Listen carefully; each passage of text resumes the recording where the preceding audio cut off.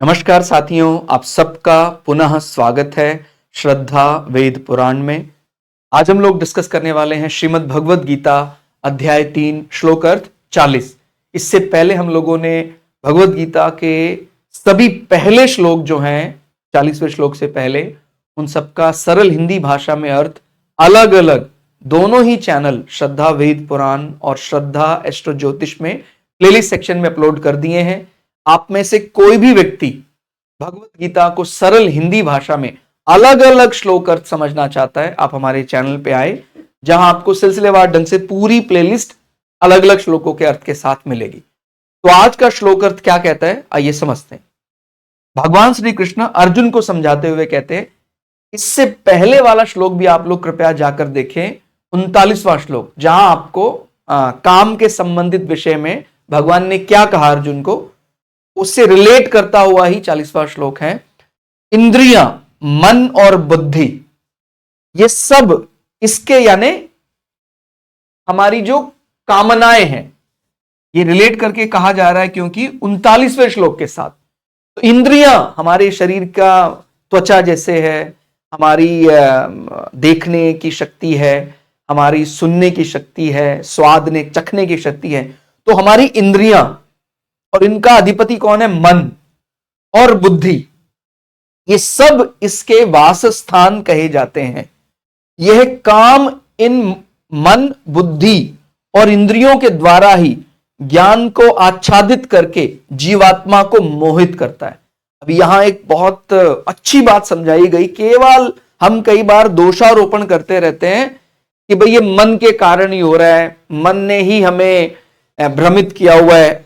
अभी भगवान ने इंद्रियों को भी, बुद्धि को भी शामिल किया है। ध्यान रखना है, हमें कई बार लगता है कि बुद्धि हमें विवेक देता है और उसके कारण तो हम सही निर्णय कर पाते हैं, लेकिन एक बात याद रखना है, केवल सांसारिक बुद्धि, कई बार हमें बुद्धि का अहंकार हो जाता है। बोलते हैं ना, ये ब्रेन बहुत लॉजिकल है, लेकिन उसके अंदर कोई समर्पण या कोई समाज के प्रति कोई कृतज्ञता नहीं है। ठीक हो गया। अगर ऐसा नहीं है तो फिर वो लॉजिकल ब्रेन या वो बुद्धि, बहुत शार्प माइंड कई बार होता है ना, भाई कहता भाई इसका क्या, वो हर चीज में तर्क ढूंढने लग जाती है बुद्धि। जिस चीज को हम जानते हैं उसका तर्क तो हम दे सकते हैं, लेकिन जिस चीज को, जैसे मुक्ति संबंध है, मोक्षा है, उसको अभी हमने जाना नहीं है, अगर हम लॉजिकल ब्रेन की दृष्टि से सोचने लग जाएं तो वहां हमें कुछ ऐसा मटेरियल गेन तो मिलने वाला नहीं है।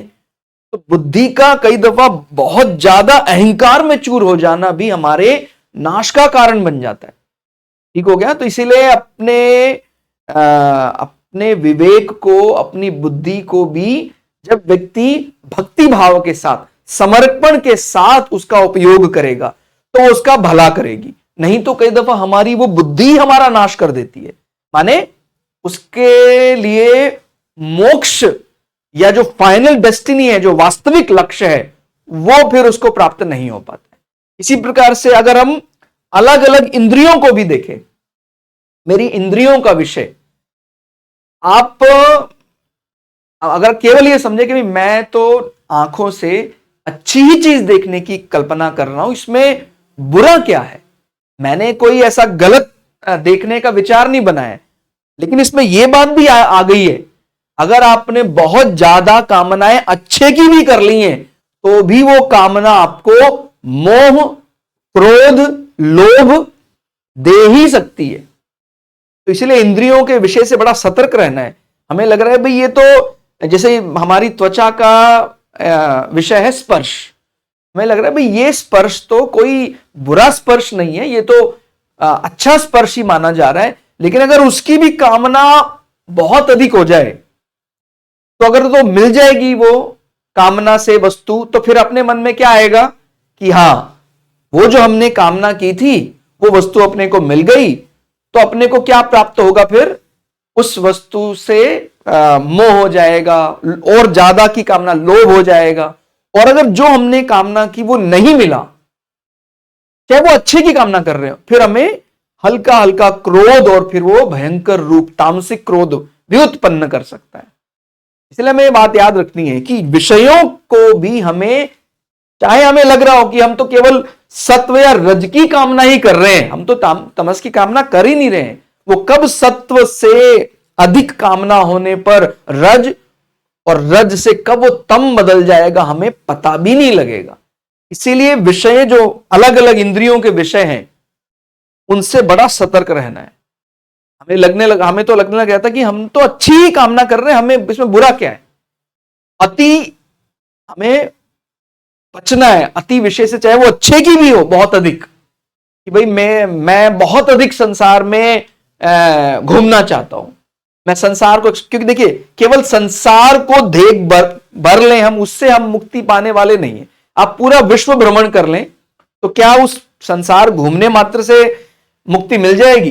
तो इसलिए इसका भी हमें कई दफा ऐसा हो जाता है, हमारे सामने एक धर्म संकट कह लें आप इसको, या हमारा आग्रह दुराग्रह तक चला जाता है कि भाई मैंने वैसे सोचा था कि भाई मैं यात्रा करूं, तीर्थ यात्रा के रूप में करूं, तो मैंने अलग अलग ज्योतिर्लिंग पूरे कर लिए। उसके बाद मेरा रहा कि भाई मुझे और भी जो ऐसे इस प्रकार के स्थान है वो करने, लेकिन सामने अभी संभवतः संभावनाएं अनुकूल नहीं बनी हुई है कि भाई आप अभी मत जाएं। तो अगर ऐसा उसके मन में होता तो उसको लग रहा है मैं तो अच्छे की कामना कर रहा हूं ना, मैं तो धर्म यात्रा की कामना कर रहा हूं। लेकिन जब वो इतनी ज्यादा प्रबल हो जाती है तो सामने वाला कोई व्यक्ति अगर उसको अच्छे के लिए भी रोकता है तो भी फिर वो रुकता नहीं, और वो क्रोध हो सकता है ज्यादा अति क्रोध उत्पन्न हो जाए। ठीक हो गया? तो इसलिए हमें ध्यान रखना है, हमें इस प्रकार का जो धर्म यात्राएं हैं, तीर्थ यात्राएं हैं, या इस प्रकार का कोई भी इच्छा हमें लगता है कि नहीं मैं मुझे जो बनाना है भवन वो सबसे ज्यादा भव्य होना चाहिए। ठीक बात है, हम भगवान के सेवा रूप में यदि कार्य कर रहे हैं तो करते रहे, लेकिन अगर उसमें कहीं मेरा अहंकार सामने आ जाता है, वो मेरी जो कामना है उससे मोह और मोहजन्य क्रोध उत्पन्न हो जाता है तुरंत, क्योंकि ये तो मैं ईश्वर के लिए कर रहा हूं, अभी ईश्वर नहीं चाहता है तो मैं क्विट कर दूंगा। तो ये बड़ा ध्यान रखना है कि अगर इंद्रियों के विषय हैं, वो चाहे हमें लग रहा है कि हमें किस प्रकार से जीवन व्यतीत करना है, हमें एक कछुए की तरह इंद्रियों का जितना उपभोग जरूरी है उतना ही करना है, इनको दबाकर रखना है। हमें माने अगर हम सत्व का भी, क्योंकि आपको पता है सत्व रज तम, जब मुक्ति को पाना चाहते हैं तो एक समय पर सत्व रज और तम का भी त्याग करना पड़ेगा। हमें लग रहा है कि भाई तम तो खराब है, उससे अच्छा रज है, रज खराब है तो उससे अच्छा सत्व है। ऐसा खराब का विषय नहीं है, वो एक समय पर हमारा संसार की दृष्टि से हमारा साथी भी बन जाता है कि भाई हमें अगर राष्ट्रहित के लिए तम का सहारा लेना है, दंड देना है किसी को राष्ट्रहित समाज सेवा की दृष्टि से, तो हमारा तम भी साथी बन जाता है। और हम जब मुक्ति पाना चाहेंगे तो हमें सत्व को भी त्याग देना पड़ेगा। इसलिए ये ध्यान रखना है, इंद्रियों के भोग को सीमित करना है, और उसमें चाहे सत्व की बात हो, रज की बात हो, और चाहे तम की बात हो, जो जरूरी विषय है इंद्रियों के उन्हीं का भोग करना है। तो माने कब वो सत्व से रज बन जाता है, कब रज से तमस बन जाता है, हमें पता भी नहीं लगता। और हम क्या माने बैठे थे, अरे ये तो मैं धर्म कार्य के लिए कर रहा हूं, और कब वो धर्म कार्य से रज और कब तमस आ गया उस कार्य में पता भी नहीं लगेगा। ठीक हो गया? तो ये इसका बड़ा बारीकी से अध्ययन करना है। इसको हम थोड़ा और अलग शब्दों में अगर समझना चाहें, कामना से पदार्थ मिले तो क्रोध उत्पन्न, माने ना मिले, भाई हमने कोई कामना की है और वो पदार्थ ना मिले तो क्रोध उत्पन्न होगा, और अगर पदार्थ मिल जाए तो फिर और की कामना होगी, माने लोभ उत्पन्न हो जाएगा, और उसी से आप जानते हैं मोह उत्पन्न होता है। कामना इन सब का मूल है। तो हमने किस पर अंकुश लगाना चाहिए? कामना पर। अगर यहां से समझे, इंद्रिया, मन और बुद्धि ये सारे हमारे नियंत्रण में आ जाएंगे यदि हमारी कामना को हम नियंत्रित रखें। ठीक हो गया? एक प्रकार का ये म्यूचुअल अंडरस्टैंडिंग है। जैसे बोला कि भाई इनसे वो नियंत्रित हो रहा है, उससे ये नियंत्रित हो रहा है, इस प्रकार से समझ सकते हैं। भाई हमने अपने इंद्रियों को नियंत्रित कर दिया कि अब मुझे इनका ज्यादा भोग नहीं करना, तो काम ने अपने आप ही जो कामनाएं हैं वो संकुचित हो जाएंगी, दब जाएंगी। ठीक हो गया।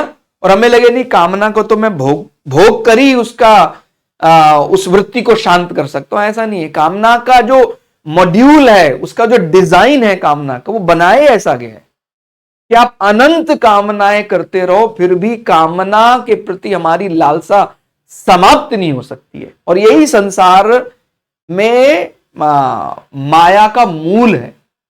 ठीक हो गया।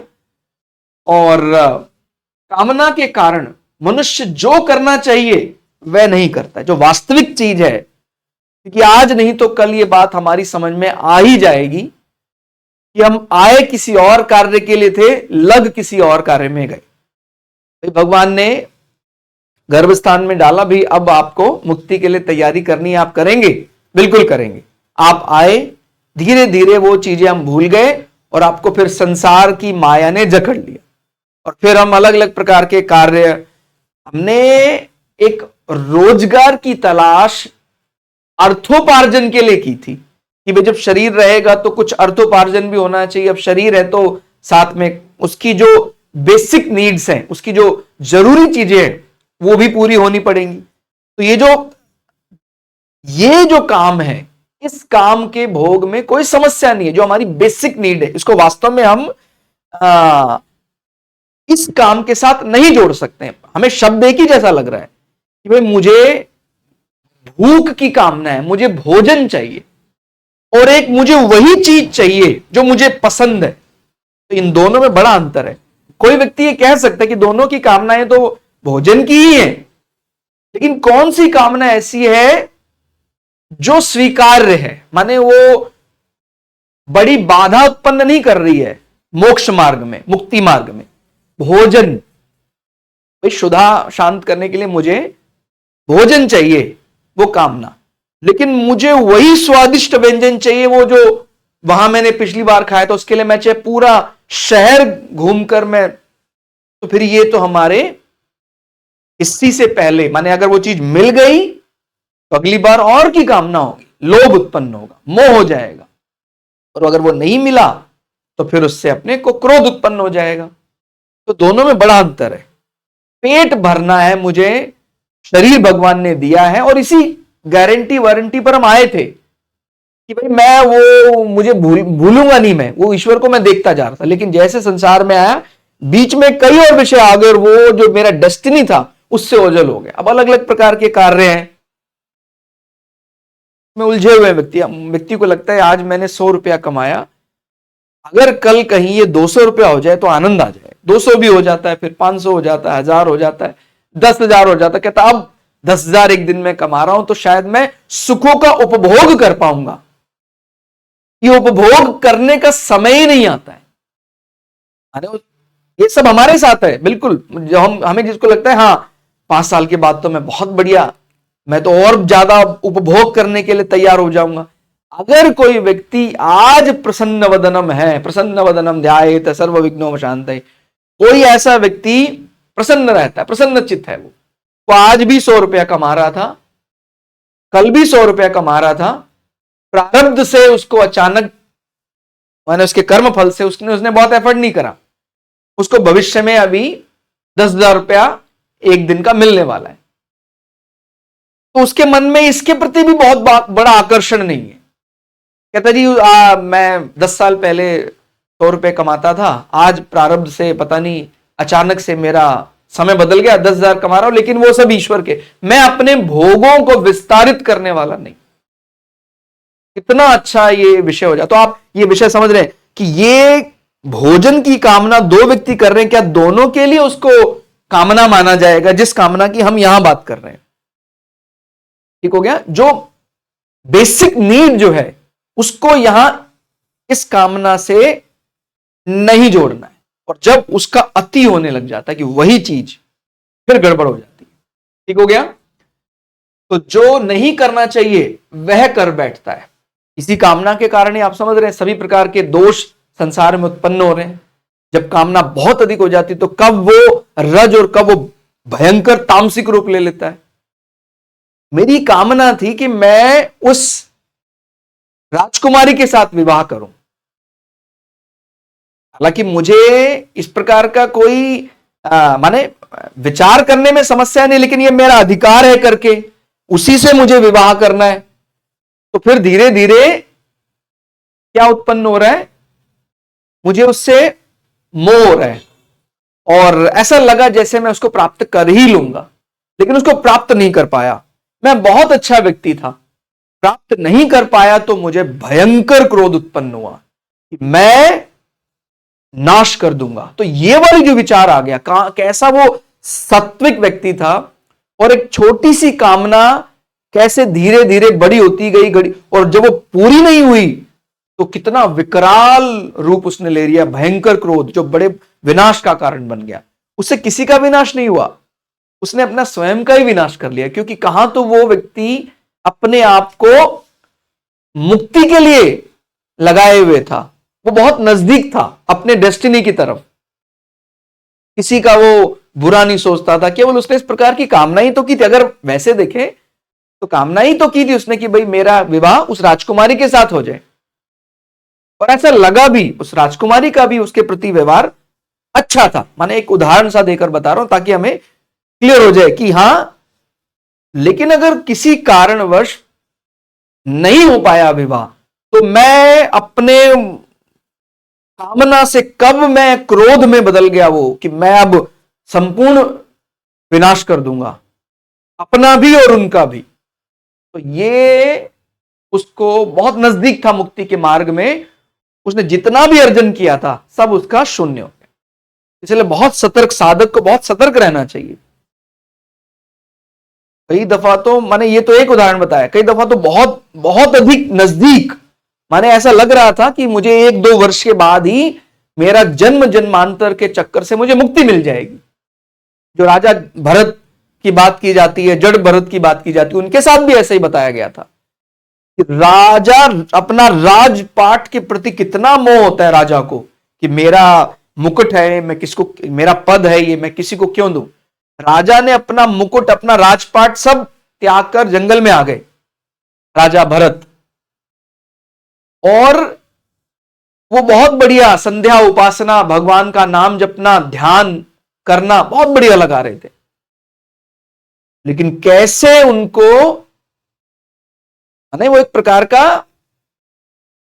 सत्व से ही उपजा था और उसके बाद वो रज में बदल गया और वो मुक्ति में बाधक हो गया। कि वो अगर उसी ध्यान में लगे रहते तो भगवान को पा लेते। क्योंकि हमारे सामने जो प्रोग्रामिंग की गई है संसार, अगर हमें लग रहा है कि मैं संसार को बदल दूंगा, ये भी मेरा दम है, भाई आप उसको समझ गए हैं, अच्छा है, आप संसार को समझ गए हैं, ये माया जाल या जो प्रोग्रामिंग की गई है, तो आप अब अपने इस माया जाल से निकलने के लिए आप एलिजिबल हो गए। लेकिन आप इस माया जाल को ही तोड़ देना चाहते हैं सबके लिए, ये फिर कोई बात कम, इसमें एक प्रकार का अहंकार आ जाता है। मैं वो पूरा माया जाल ही मैं मिटा दूंगा सबके लिए। या कई बार हमारे अंदर विचार आ जाता है ना कि अरे ये उपजा तो सत्व ही सही था कि मैं उसका उपकार करना चाह रहा था, मैंने उपकार किया। देखिए, उपकार में भी हमारी जहां तक सीमा है वहां तक जाना चाहिए। आपको अगर लगे मैं सब पूरे संसार भर का उपकार करूंगा, वो तो भगवान ने ऐसा डिजाइन ही किया हुआ है। तो फिर ये जो ट्रैप है, माया जाल है, ये तो माया जाल ही खत्म हो जाएगा। इसीलिए इसका भी दम नहीं भरना चाहिए कि मैं कर दूंगा। तो जब आप राजा होकर ध्यान करने लगे और आपने कोई इस प्रकार का, जंगल में उन्होंने देखा कि कोई हिरनी नदी पार कर रही है और वो शेर के भय से उनका हिरनी का गर्भ गिर गया, माने उसको, उसका जो बच्चा था वो जीवित अवस्था में रहा, लेकिन हिरनी के प्राण निकल गए। उनके मन में कि भाई वो एक उसकी दृष्टि से कि हाँ उसका मैं भला करना चाहिए मुझे, उन्होंने उसको बचा लिया। अच्छी बात थी, उस बच्चे के प्राण उन्होंने बचा लिए, लेकिन वहीं उनको सतर्क हो जाना चाहिए था कि कैसे वो सत्व रूप लेकर, क्योंकि उसमें उनकी कोई ऐसी आकांक्षा नहीं थी, लेकिन कैसे हिरणी के बच्चे के रूप में उन्होंने उस बच्चे से अपना मन उनका लग गया उनका कि भाई इसको मुझे रखना है, इसका मैं टेक केयर हूं अब। तो वो मन अब साधना में कम लगने लगा और हिरण के बच्चे की रक्षा में ज्यादा लगने लगा।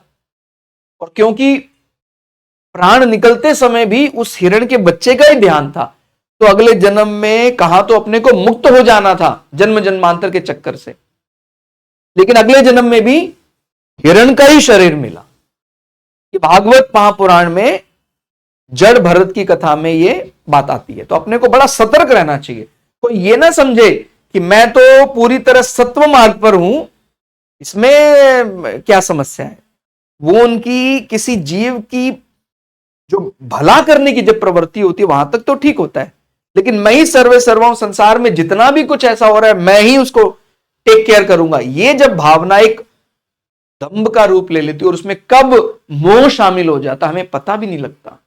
इसलिए सत्व का भी मोह करने से मना किया गया है। ठीक हो गया।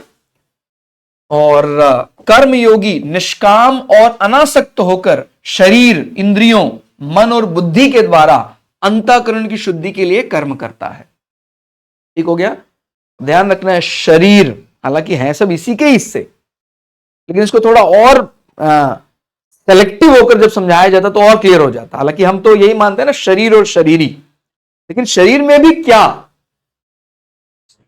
शरीर में भी इंद्रिय, मन और बुद्धि, इसके द्वारा अंतःकरण की शुद्धि के लिए कर्म करता है अनासक्त निष्काम होकर, और बड़ा सतर्क रहता है। ऐसा नहीं है कि मैं अनासक्त होकर कर्म कर रहा हूं तो वो अतिवादी हो सकता हूं मैं, कि पूरे संसार भर का जो है मैंने ही वो ले लिया है, मेरी ही इसको देखिए, एक तो होता है मेरा कर्तव्य दृष्टि, एक होता है एक इसमें भी धीरे धीरे अभिमान आने लग जाता है, फिर मुझे ही टेक केयर करना है फिर। ठीक हो गया। तो वो उस रूप से बचना है। आपको जितना सत्व का पालन करने के लिए कहा गया है आप उतना ही करें। आप संसार भर के सभी कर्मों, अच्छे कर्म में भी अगर आप इन्वॉल्व होना चाहें, संसार भर के सारे अच्छे कर्मों में, तो ये भी अपने कामना को बढ़ाने जैसा है। ठीक हो गया। यह काम ज्ञान को ढककर देहाभिमानी को बांधता है, देही को नहीं। ध्यान रखना है, हम देह हमारे अंदर जो रहता है, जो ये समझता है, वो देही, जिसको शरीर और शरीरी बोला जाता है। तो ऐसे यहां पर देह और देही, तो हमें क्या करना है, यह काम ज्ञान को ढककर, जो जिसको देह का अभिमान है, जो जो देह के विषय क्या है, इंद्रिया, मन, बुद्धि, तो जिसको अपने शरीर का अभिमान हो गया है उसको तो बंध जाएगा। लेकिन जो शरीरी को पहचान गया है, जो उस देह में रहने वाले देही को समझता है, उसको यह कामना नहीं बांध सकती। इसलिए देही को पहचाने। जो देह के साथ अपना संबंध नहीं मानता उसे काम बांध नहीं सकता।